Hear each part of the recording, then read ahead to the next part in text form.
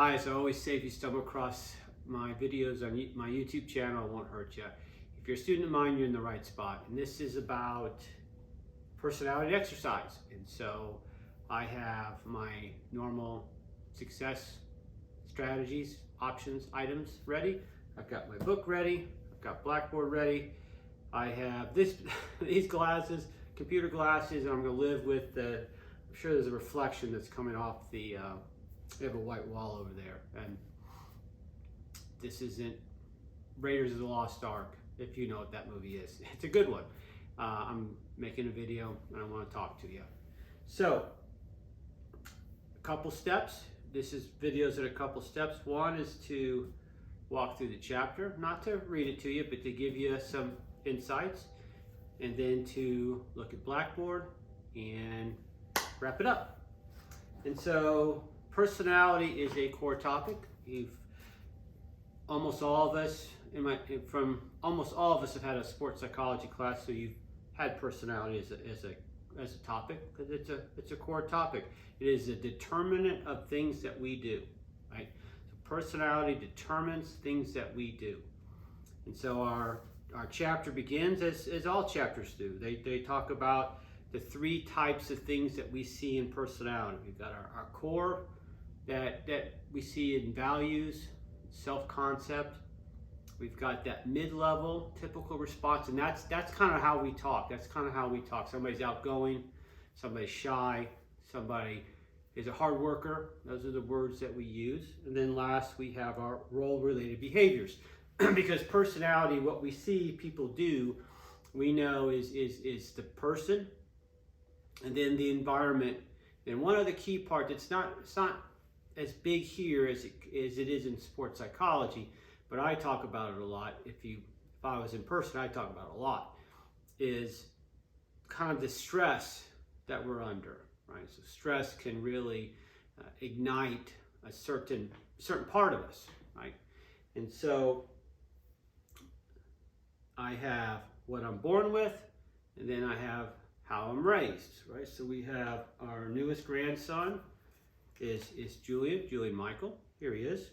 I went up in December to Chicago and saw Julian, and I had a great time. And so Julian will have personality things that he does that we will see that will be very similar to his mother and father. And then based on the environment of maybe being raised in Chicago at the moment, something else will happen, because Katie and Michael aren't from Chicago. So there's a different environment that Julian will be raised in. And we'll get to the point of the trigger of stress in a little while. And so then our book just goes right through, boom, boom, boom, boom. It talks about biological theories, and that's old stuff, right? It used to be, right, people were measured. My advisors were in the 60s at the University of Illinois. They had to strip down naked. You just had to do it. And they have these huge archives of measuring people's bodies.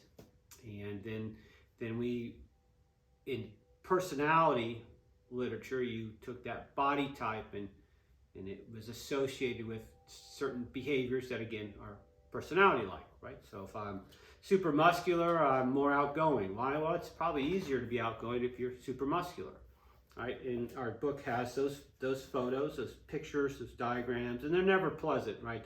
Being super muscular is fun. The other ones aren't pleasant. And then there was, again, these things that somehow that was associated with those body types. Heavy people are funny and relaxed. I don't know if that's really true. And tall, thin people are more tense. And so what happened is that stuff will always break down, right? It can't be all the way true, right? And then we move to trait theories, which is, again, the language that we're used to. We're used to talking about mid-level traits of being outgoing, being shy, being super hungry, being gritty, being certain things, right? Because, again, we have our core, self-esteem, values. We have role-related behaviors, things that we always just do, right? And I always use an example. I've taught, my first class was in 1991. It's 2022, and it's 2022.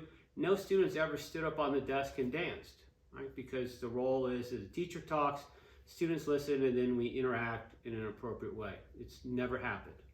Now, maybe this video will go viral, and then the next time I teach in face-to-face, somebody will do it. And so it talks about the standard go-tos. It talks about icing. It talks about Cattell. Right across the street, my neighbor had Cattell as a professor at Illinois. Bill's from Illinois. And the notion is that we had, as we build over time, right? So we went from these body types, and now we're talking about trait level things, but they have, in our textbook, they have a biological basis, right? And it's about our cortical arousal. So if I wake up already full to the brim, then that means I actually become more introverted because I am too aroused. If I am under aroused, then in my year, in the 1970s, when I went to elementary school, we called that a class clown, right? So the class clown would act out, do things to increase his or her arousal. But people thought they were just class clowns, but they were probably very extroverted. Then it talks about Cattell, and then we get a lot more of these different types of mid-level traits that we talk. Again, common language. People are adventuresome, they're trusting, right? They're happy-go-lucky. Words that we use, descriptors we use all the time. Then we get to the 5-factor model, and those are the words that we use all the time. Somebody is extroverted, neurotic, conscientious, agreeable. And then the last one we don't use all the time is open to experiences, right? And so get to our assignment. Again, if you've had Dr. Smith, we've probably done something similar where you have looked at a personality measure system, you filled it out, get all these results, and online these things are amazing. When I was young, you filled out bubbles, and it took forever to score. And now online, you can do these things, and they are what you answer. Whatever you answer, those are your answers. And so exhibit 7.4 is going to be key to our assignment, and I'll talk about that in a second.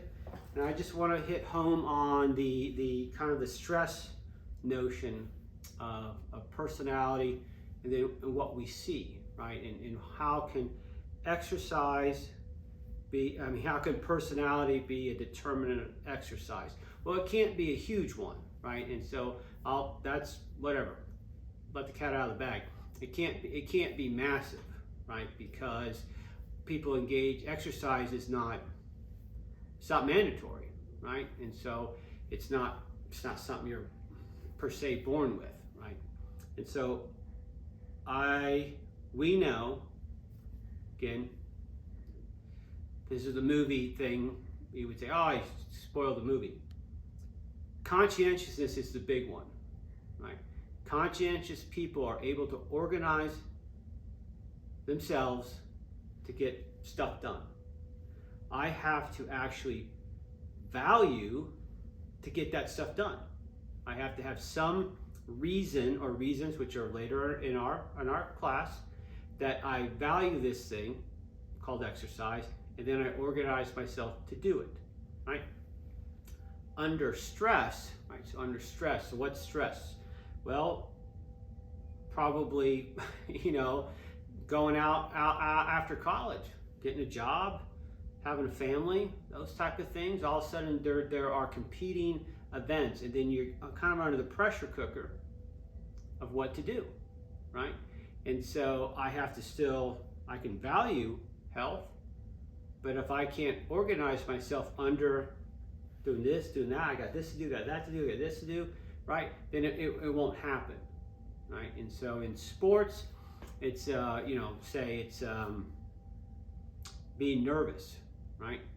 Mid-level part of neuroticism is being anxious, right? So it's first quarter, no big deal. Second quarter, no big deal. Third quarter, no big deal.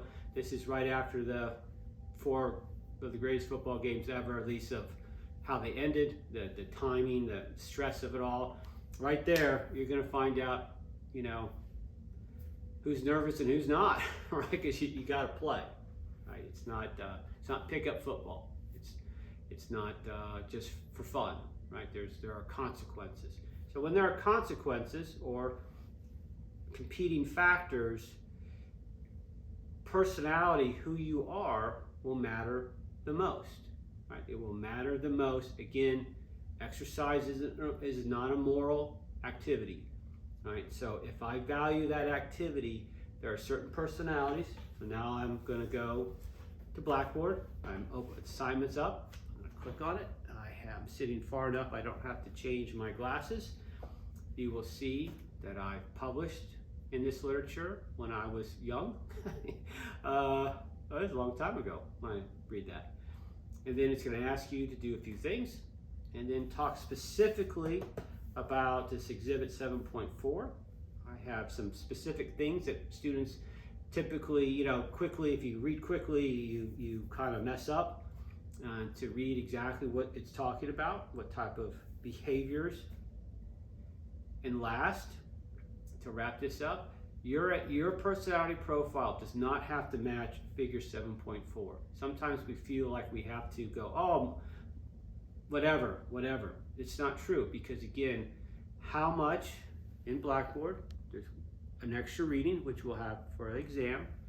It's a meta-analysis, and it shows that these are small effects. Again, because I have to value it, I have to organize myself to do it, I have to think that actually doing it's going to lead to something that I expect to happen, like lose weight or be more healthy or be a better athlete, right? Something has to happen before that thing is going to get done, right?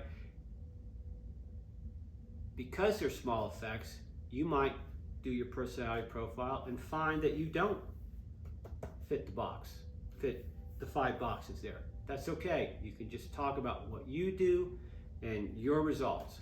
And then last in the assignment, it asks you to kind of think about, post-college. I won't talk too much about it, right? It was easy in college, right? Because the rec center is open and friends and intramurals and all sorts of stuff. You might be a student athlete, so then you're always doing it, right? And then school stops. Then, though you're paying probably through tuition to go to the rec center, it doesn't feel like you're paying. And then all of a sudden, life hits you of not being free all the time. And then you have to figure out a way to make it happen. So the question asks, what are you going to do? What type of exercise is best for your personality? Again, based on the book, based on some science, and then we'll move ahead. So as always, I look forward to reading what you write, and let's have a great week. See ya.